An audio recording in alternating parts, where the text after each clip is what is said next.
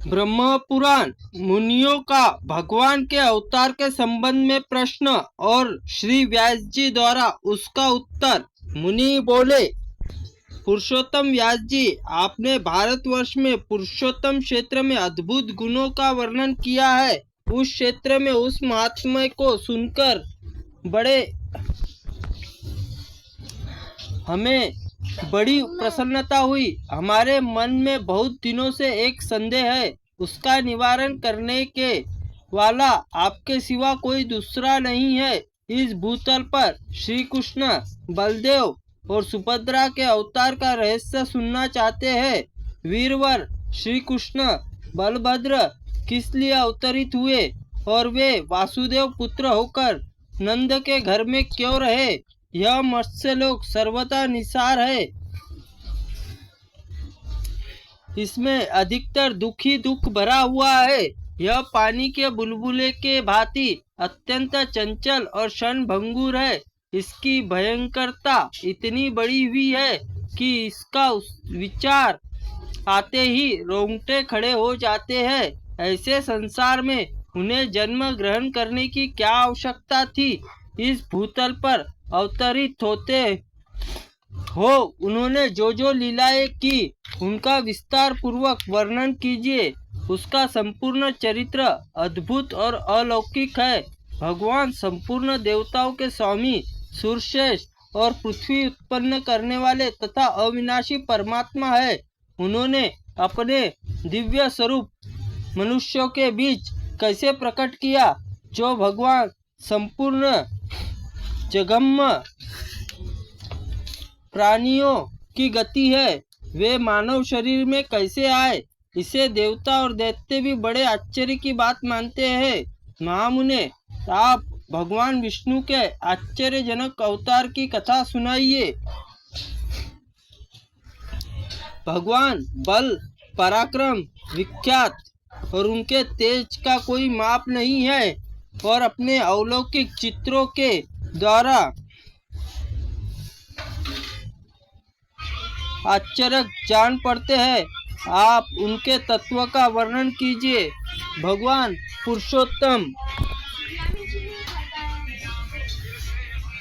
पुरुषोत्तम देवताओं की पीड़ा दूर करने वाला सर्वव्यापी है।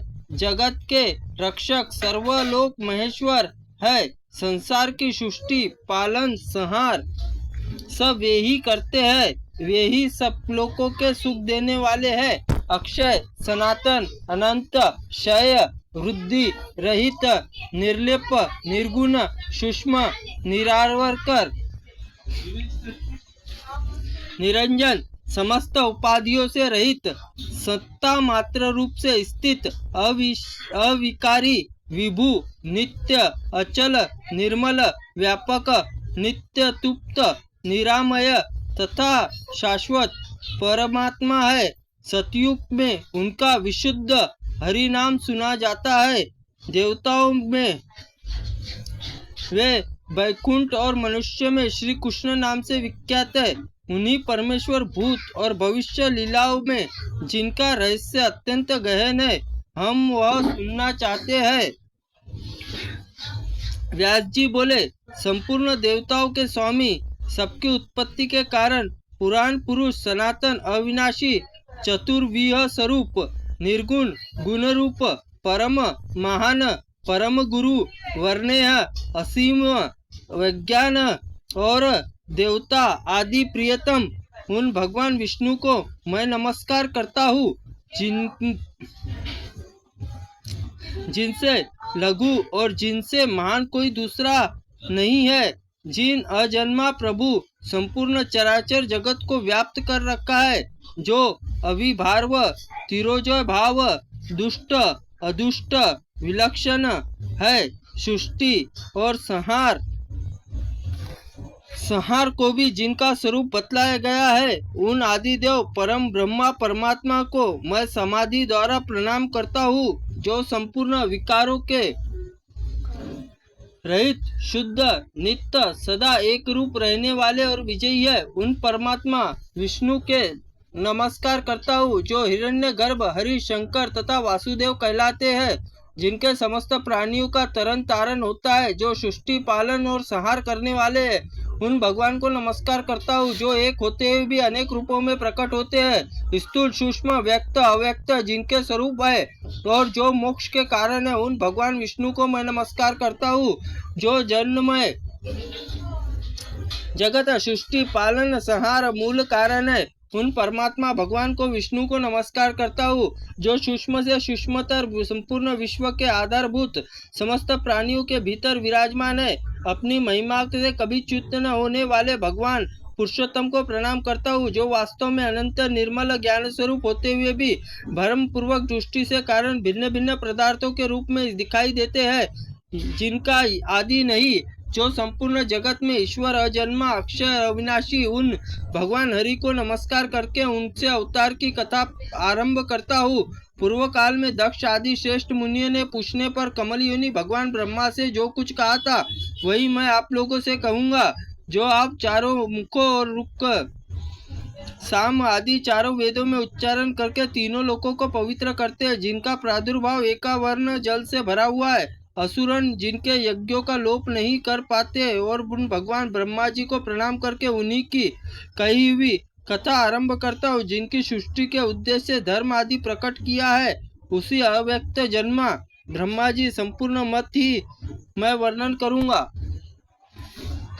तत्वदर्शी मुनियों ने जल को नार कहा है, और वह नार पूर्व काल में भगवान अनयन निवास स्थान हुआ है, इसलिए वह नारायण कहलाते हैं। वे भगवान नारायण सबको व्याप्त करके स्थित है, इसमें सगुण और निर्गुण कहलाते हैं। वे दूर भी और समीप भी, उन्हें वासुदेव संज्ञा ममता का त्याग करने पर उनका साक्षात्कार होता है। उनके रूप में वर्ण आदि काल्पनिक भाव नहीं है, वे सदा शुद्ध और सुप्रतिष्ठित और एक रूप है। जब जब धर्म की हानि अधर्म का उत्थान होता है, तब तब वे अपने आप को संसार में प्रकट करते हैं। पूर्व काल में प्रजा पालन के भगवान वराह के रूप में धारण करके थुथुन को से जल से हटाया और रसातल में डूबी हुई पृथ्वी को अपने एक धार से कमल के फूल के भांति ऊपर उठा लाए। उन्होंने नरसिंह रूप धारण करके हिरण्यकश्यप का वध किया, विप्रचित आदि अन्य दानवों से भी मार गिराया। फिर वामन अवतार लेकर बाया बलि से बांधा और दैत्यों को जीतकर तीनों लोक में तीनों पगों से ही नाप लिया। वे भगु वंश और प्रतापी जगदी कुमार और परशुराम के रूप में उत्पन्न हुए, जिन्होंने पिता के वध का बदला लेने के लिए क्षत्रियों का संहार कर डाला।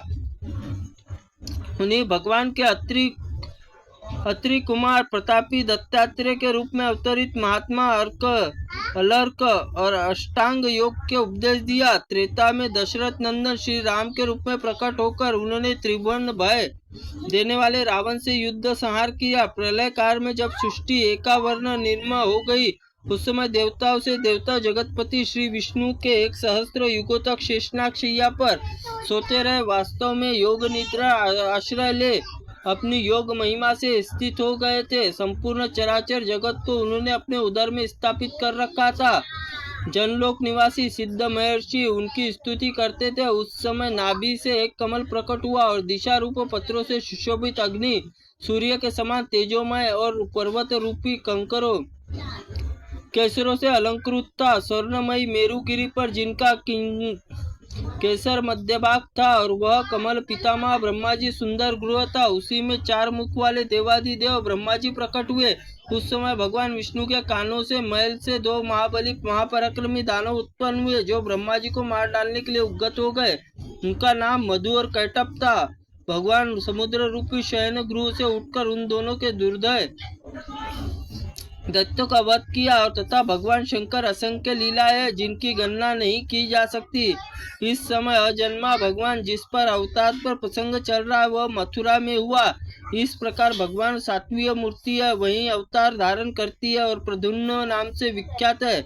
इसमें सदा रक्षा कार्य संलग्न रहती है। वह भगवान वासुदेव की इच्छा अनुसार देवता, मनुष्य और तिर्यक योनि में अवतरित होते हैं और उनमें उसी का अनुरूप स्वभाव बना लेती है। भक्त पुरुषों द्वारा पूजित होने पर उनकी मनोवांछित कामनाओं को पूर्ण करती है। इस तरह मैंने भगवान अवतार का रहस्य बतलाया। भगवान विष्णु यद्यपि कृतकृत्य है और उसके कुछ भी करना अथवा पाना नहीं है तो भी वे लोक और कल्याण के लिए मानव रूप में प्रकट होते रहते हैं।